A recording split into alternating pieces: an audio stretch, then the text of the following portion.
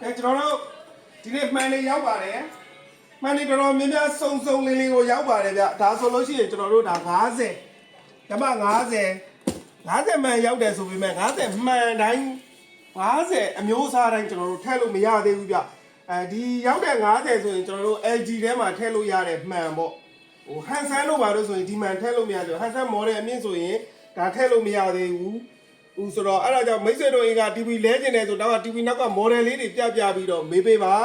အဓိကဒီနေ့ရောက်တဲ့မှန်လေးတွေကျွန်တော်ပြောပြမယ်ဒါကတော့50ရောက်တယ်ဟိုဘက်မှာ43 4K ဟိုက43 4K ရောက်မယ်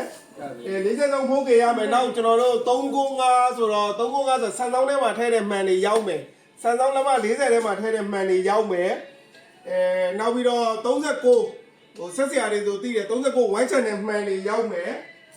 နောက်ဒီဘက်မှာဆိုလို့ရှိရင်ဒါ43ဒါ 2K 43ကကျွန်တော်ရှိမှာတော်တော်များများအချက်40ကျော်50လောက်ရှိပါတယ်ဒါ43 2K LG မှန်ရှိမယ် AU မှန်တွေရှိမယ်နောက် BOE တွေရှိမယ်ဆိုတော့လက်မတော်တော်စုံလင်းလုတ်ပေးထားပါတယ်ဒီဘက်မှာဆိုလို့ရှိရင်ဒီဘက်ကိုလာဒါ43ဒါ 4K 43မှန်နေရှိမယ်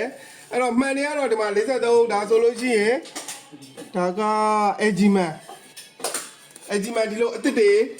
အဲ့တော့ကျွန်တော်ရှိမှာအဓိကရှိတဲ့မှန်လေးတွေပြောပြမယ်အစအနေပြောပြမယ်အဲ့တော့32ကိုတော်တော်များများရှိတယ်32ရှိမယ်32 size စုံမှန်ရှိမယ်32မှာ 31.5 ကအစပေါ့ပြောချင်တာက32မှန်အစုံရှိမယ်နောက်ပြီးတော့32ပြီးလို့ရှိရင်39 one channel မှန်တွေရမယ်နောက်43 2K 4K ရမယ်43ပြီးလို့ရှိရင်နောက်ကျွန်တော်တို့50မှန်တွေရမယ်50ပြီးရင်55ရမယ်